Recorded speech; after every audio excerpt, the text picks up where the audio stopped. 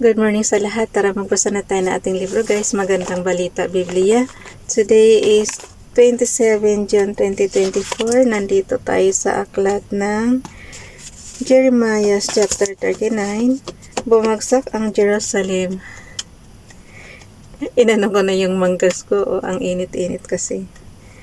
Okay, Nandito tayo sa Jeremiah chapter 39 verse 1. Si Haring Nebukadnezar ng Babylonia kasama ang kanyang buong hukbo at kinugkob ang Jerusalem noong ikasampung buwan ng ikasiyam na taon ng paghahari ni Haring Sedekiyas sa Juda. Verse 2, at noong ikasyam na araw ng ikaapat na buwan naman ng ikalabing-isang taon ng paghahari ni Sedekiyas, napasok nila ang lungsod. Verse 3, matapos makuha ang Jerusalem, lahat ng pinuno ng hari ng Babylonia ay sama-samang naupo sa gitnang pintuan ng lungsod.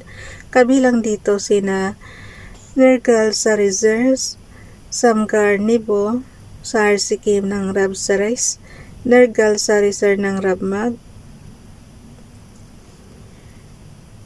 at ang iba pang mga pinuno ng hari ng Babylonia. Verse 4, nang makita nila si Haring Sedekiyas at ng kanyang mga tauhan, tumakas sila pagsapit ng gabi. Sila'y dumaan sa halamanan ng hari sa pinto ang nasa pagitan ng dalawang pader at tumakas patungo sa libis ng Jordan. Verse 5, ngunit hinabol sila ng mga kawal ng Babylonia at inabutan sa kapatagan ng Jericho. Nabihag si Sedekiyas at ang mga kasama niya at dinala kay Haring Nebukadnezar na nooy nasa Ribla sa lupain ng Hamat. Iginawad ni Nebukadnezar ang hatol na kamatayan. Verse 6, pinatay ng hari ng Babylonia ang mga anak na lalaki ni Sedekiyas sa harapan nito, pati ang mga pinuno ng Juda. Verse 7, ipinadukit. Napaka-barbaric naman ito. Ipinadukit ang mga mata ni Sedekiyas. Alam niyo guys, parang inaano yung mata niya. At pagkatapos ay ginapos ng kadina upang dalhin sa Babylonia. Verse 8, sinunog din ng mga kaaway ang palasyo ng hari at ang mga bahay sa lungsod at iginuho ang mga pader ng Jerusalem. Verse 9, sa pangunguna ni Nebuzaradan ang pinuno ng bantay, dinalang bihag sa Babylonia ang mga taong nalabi sa lungsod, pati ang mga kumampi sa kanya. Verse 10, ang tanging niyang iniwan sa lupain ng Juda ay ang mahihirap na taong walang anumang ari-arian. Binigyan pa niya sila ng mga obasan at bukirin. Kinalingan ni Nebukadnezar si Jeremiah. Verse 11, inuutos ni Haring Nebukadnezar kay Nebuzaradan. Verse 12, kunin mo si Jeremiah at talaga ang mabuti.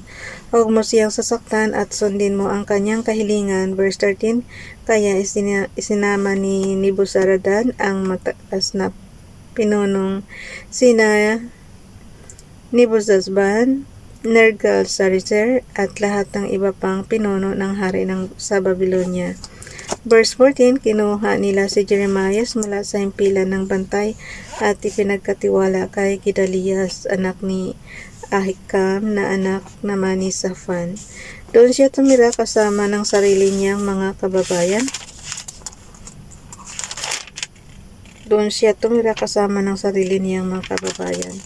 Jeremiah chapter 39 verse 15, pag-asa para kay Ebed-Melech.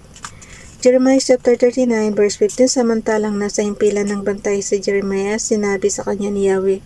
Verse 16, pumunta ka kay Ebed-Melech na taga-Ethiopia at sabihin mo, ganito ang sinasabi ni Yahweh na makapangyarihan sa lahat, ang Diyos ng Israel, matutupad na ngayon ang lahat ng sinabi kong panggawasak laban sa lungsod na ito.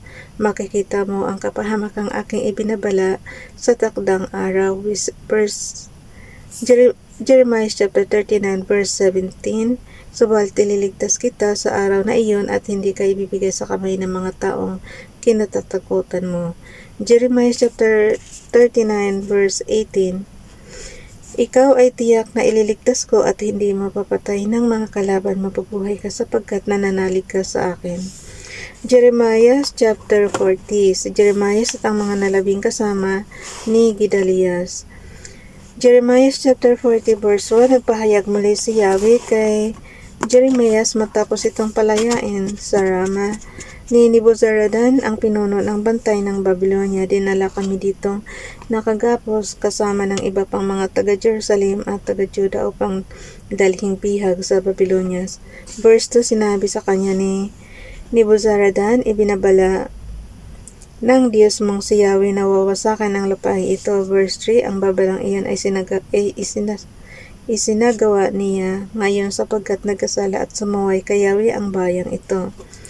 Kaya huwag talaga kayong gagawa ng kasalanan, Israel. Kasi doon nagagalit talaga si Father God. Kung ibig mong, okay, ulitin ko lang ha, verse 3. Ang babalang iyon ay isinagawa niya ngayon sapagkat nagkasala at sumuway kay Yahweh ang bayang ito. Jeremiah chapter 40 verse 4. Subalit, ikaw, Jeremiah, ay pawawalan ko na kung ibig mo'y sumama ka sa akin sa Babylonia at kakalingain kita, ngunit kung ayaw mo, ikaw ang bahala. Masdan mo ang buong lupain sa harapan mo, maaari kang magpunta kung saan mo nais. Verse 5, hindi sumagot si Jeremiah, kaya nagpatuloy si Nebuzaradan, kung gusto mo naman, pumunta ka kay Gedaliah, siya ang inilagay ng hari ng Babylonia bilang gobernador sa buong lupain ng Juda. Malaya kang makakapanirahan doon o kahit saan na iniisip mong mabuti. Pagkatapos binigyan niya si Jeremiah ng pagkain at kaloob at pinaalis na. Jeremiah chapter 40 verse 6. Si Jeremiah na may pumunta kay Gedaliah sa Mizpah at doon nakipamayan kasama ng mga taong naiwan sa lupain ng Juda. Naging gobernador si Gedaliah.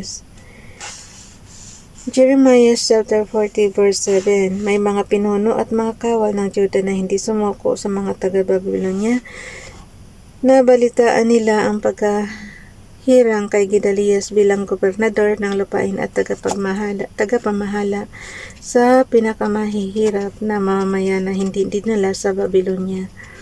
Verse 8, kaya pinuntahan nila si Gedaliah sa Mizpah, kabilang sa mga pinunong ito sina Ismael, na anak ni Netanias, Johanan na anak ni Karia, Sirayas na anak ni Tanhumit, ang mga anak ni Ifai na taga Mitofat, Jezanias na anak ng taga Maaka.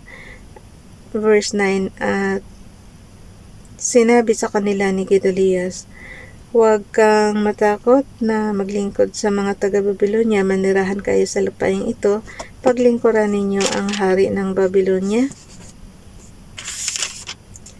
Paglingkuran ninyo ang hari ng Babylonia at kayo'y mapapabuti. Verse 10, ako ay mananatili rito sa Mizpah upang maging kinatawan ninyo sa mga sugo ng Babylonia na maaring dumating dito. Kayo'y manirahan sa mga nayong inyong magustuhan. Anihin ninyo ang mga ubas, olibo at iba pang bungang kahoy at mag-imba kayo ng langis at alak. Talaga naman nung araw guys, basta ka na lang umangkin ng lupain. Nakalagay kasi, kayo'y manirahan sa mga nayang inyong magustuhan. Anihin ninyo ang ubas, olibo at iba pang bungang kahoy at mag-imba kayo ng langis at alak. Kung saan mo gusto guys, doon ka tumira, wala nang bili-bili ng lupa. Okay. Verse 11, nabalitaan din ng mga Hudiyo sa Moab, Ammon, Edom at iba pang bansa na may mga kababayan silang naiwan sa Juda at si Gedaliah ang inilagay ng hari ng Babylonia para mamahala sa kanila. Verse 12, kaya sila'y umalis sa lupaing pinagtapunan sa kanila at nakipagkita kay Gedaliah sa Mizpah. Nakapagtipon sila ng napakaraming prutas at alak doon. Pinatay ni Ismael si Gedaliah. Jeremiah chapter 40 verse 13, si Johanan na anak ni Karia at lahat ng namumuno sa hukbong hindi sumuko ay nagpunta kay Gedaliah sa Mizpah. Verse 14, ang sabi nila, alam ba ninyo si Ismael na anak ni Netanias ay sinugo ni Baales na hari ng mga Amonita upang patayin kayo, subalit ayaw maniwala ni Gedaliah. Verse 15, pagkatapos palihim na sinabi ni Johanan sa kanya, bayaan mo po ninyong patayin ko si Ismael. Hindi kayo dapat masawi sa kamay ng taong iyon. Kapag kayo'y namatay, mangangalat ang lahat ng Judiyo na nasa inyong pamamahala. mapapahamak pati ang mga nalabi sa Juda. Verse 16, ngunit sumagot si Gedalias, Johanan, huwag mong gawin iyan, hindi totoo ang sinasabi mo tungkol kay Ishmael. So, bukas na itong chapter 41, guys. Okay, 28 June 2024. Dito ko na sa ibaba nilagay para yung chapter 41 ba? Hanggang kailan pa matapos yung Jeremias? Ang dami pa pala, guys.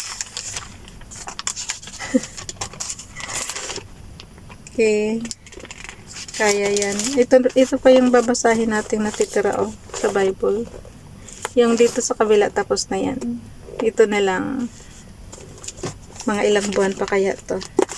Bye everyone. God bless.